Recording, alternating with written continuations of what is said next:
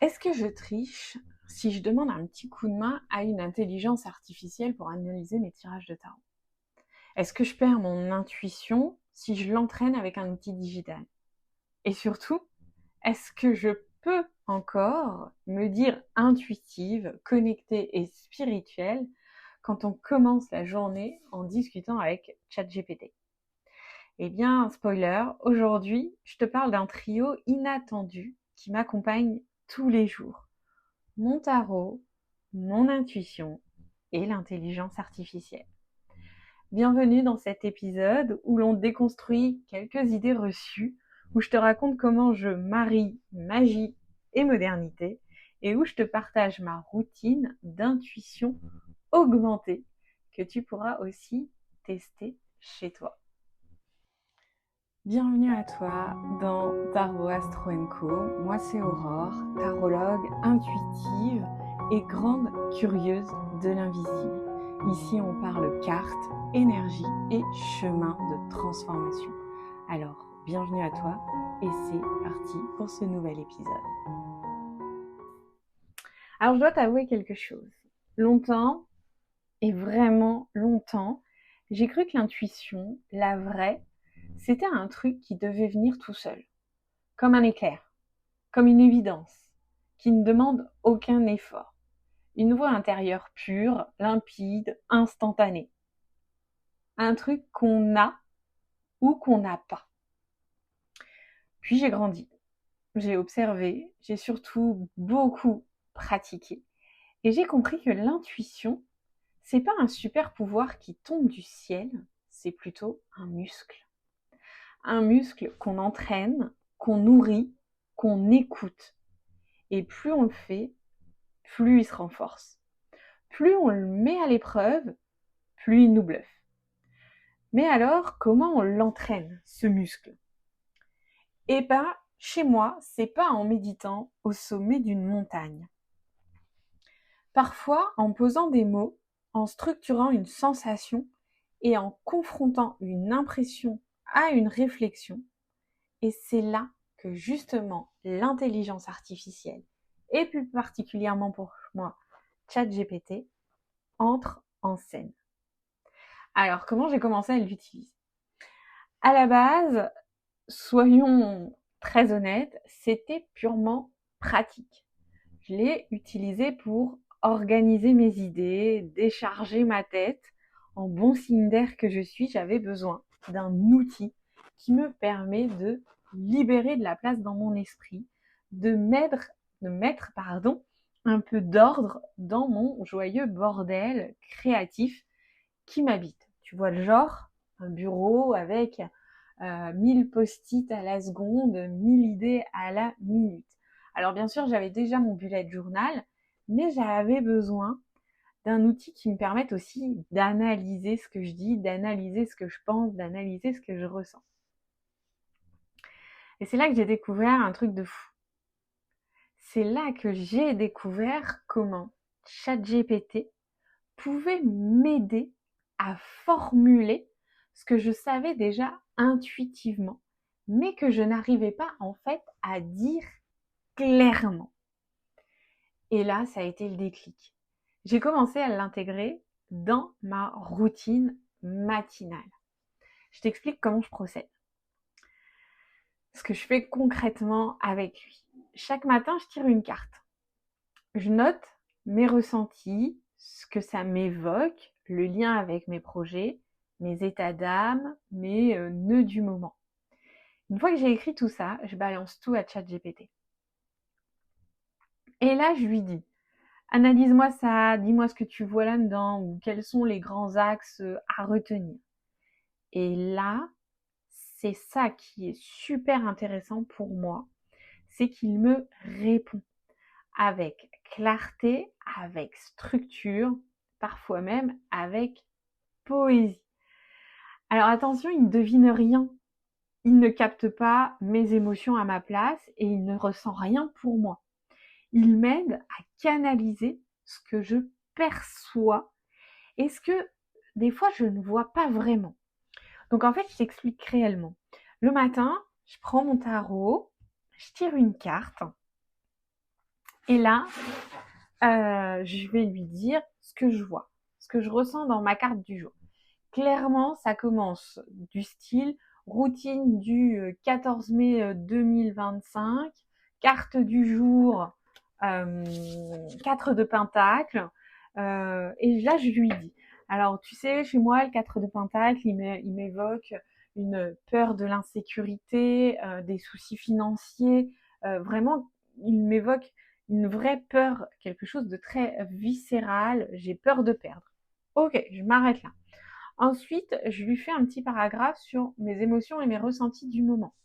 Bah écoute, ce matin, je me suis levée, j'ai vachement bien dormi, je suis plutôt en forme, je suis super contente, je vais aller retrouver mes élèves à mon cours de tarot, c'est vraiment mon moment plaisir de la semaine, j'adore ce que je fais. Bon, par contre, tu vois, en ce moment, j'hésite à prendre un nouveau boulot, parce que financièrement, c'est un peu délicat et tout. Bon, et voilà, je lui jette tout ça. Et là, il me structure tout ce que je viens de lui dire. Et c'est là où il me dit, eh bien, tu vois, effectivement, ce 4 de pentacle, il parle de ton insécurité du moment, et c'est peut-être juste une peur en plus, c'est pas forcément la réalité. Voilà, il me permet vraiment de remettre les choses au clair. Donc, je l'utilise pour brainstormer mes idées d'atelier, écrire mes fiches de tarot, pour trouver un titre d'atelier, pour formuler une intention précise. C'est mon copilote, pas mon capitaine. C'est vraiment, en fait, cette idée, ça fait pas les choses à ma place. L'intelligence artificielle ne fait pas les choses à ma place. Par contre, il va vraiment m'aider à structurer ce qui se passe dans ma tête.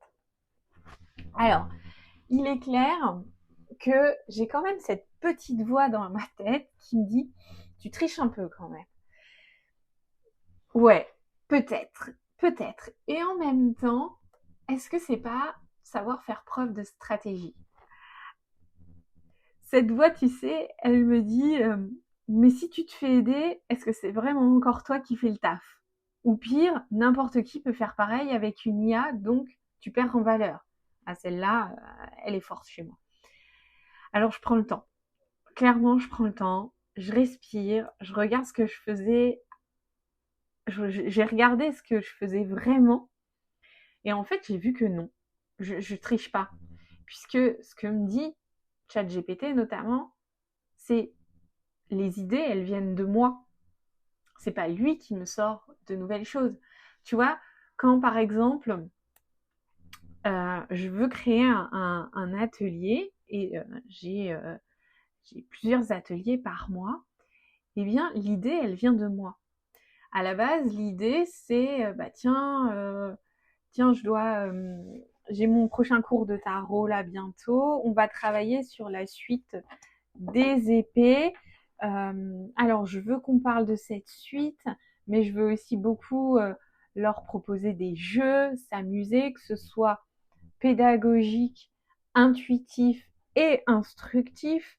Je veux que tu me trouves des idées pour parler de cet as de pentacle qui des fois peut être mal compris. Voilà, c'est vraiment moi qui lui fournis la trame.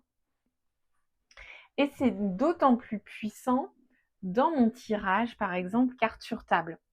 En fait, carte sur table, c'est un nouveau concept où j'utilise l'intelligence artificielle pour que mes ressentis et mon intuition, pour toi, te soient reçus de manière beaucoup plus claire, beaucoup plus lisible, beaucoup plus compréhensible et percutante. C'est vraiment mon second, c'est comme si en fait, pendant que je fais une lecture de cartes, je parlais à un assistant qui serait en train de retraduire ce que je viens de dire pour que ce soit clair et compréhensible. Voilà. Donc il est clair que les idées, elles viennent de moi. Les ressentis, les intuitions, les images, c'est moi, c'est mon univers, ma voix, mon chemin. ChatGPT, lui, il organise, il éclaire, il met en forme mais il ne me remplace pas. Il me soutient, c'est tout. Et franchement, avec mon Mercure en Scorpion qui adore creuser et mon Mars en Vierge qui kiffe l'efficacité, c'est vraiment un pur bonheur. D'ailleurs, j'ai longtemps tiré cette carte du 7 d'épée. Si tu connais pas cette carte du 7 d'épée, elle parle en fait de manipulation, de trahison, de vol. Et je me suis longtemps demandé pourquoi je tirais cette carte. Je me suis toujours dit, mais pourtant je vole pas, j'ai pas l'impression d'être manipulée ou de manipuler. Et en fait, je me suis rendu compte que cette carte, elle me parlait surtout d'être stratégique et de savoir utiliser les outils que j'avais à ma disposition pour gagner en temps et en efficacité. Et puis, entre nous, on ne traite pas, par exemple, une chirurgienne de tricheuse parce qu'elle utilise un scalpel ou parce que l'intelligence artificielle va pouvoir donner un coup de main à la médecine. On va plutôt leur conseiller d'utiliser le bon outil pour travailler. Eh bien moi, ChatGPT fait partie de mes outils de prédilection avec mon tarot, mon intuition, mon bullet journal. C'est un peu comme si l'IA me permettait d'avoir une intuition augmentée, tu vois. C'est un peu Matrix, une intuition 2.0. Je crois profondément qu'on est dans une époque de transition, une époque où on peut être intuitive et technophile, sensible et stratégique, spirituelle et digitale. Et si on s'en donne la permission, alors la technologie, elle devient vraiment un véritable tremplin et pas un piège.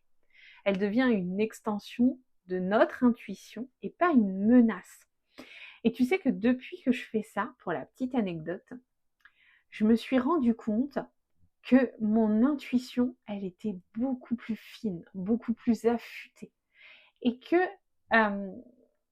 elle venait, et là, dernièrement, je m'en rends compte, qu'elle vient, par exemple, quand je suis sous la douche. J'ai, je sais pas, à un moment, un éclair de génie qui me passe.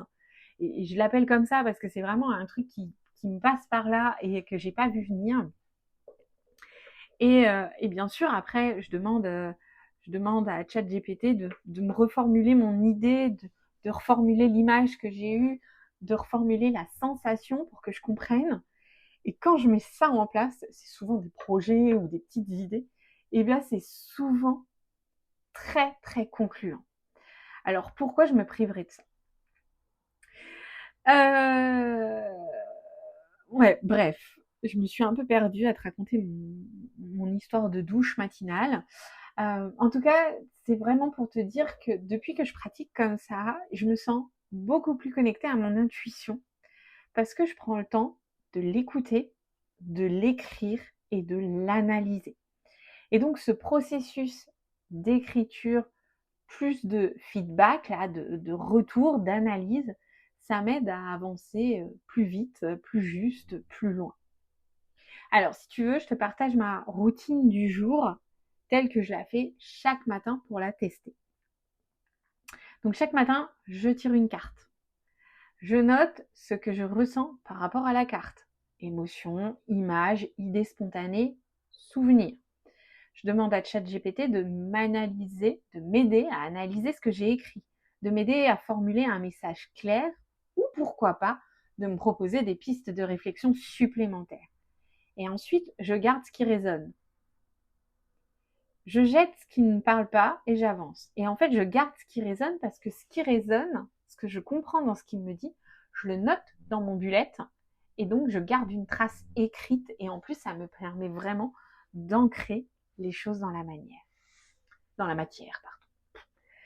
Donc, c'est vraiment ça. Donc non, effectivement, j'ai compris que je ne trichais pas, que je collaborais, comme si j'avais un assistant à ma disposition, que je m'appuie sur un outil du présent pour mieux écouter ma voix intérieure.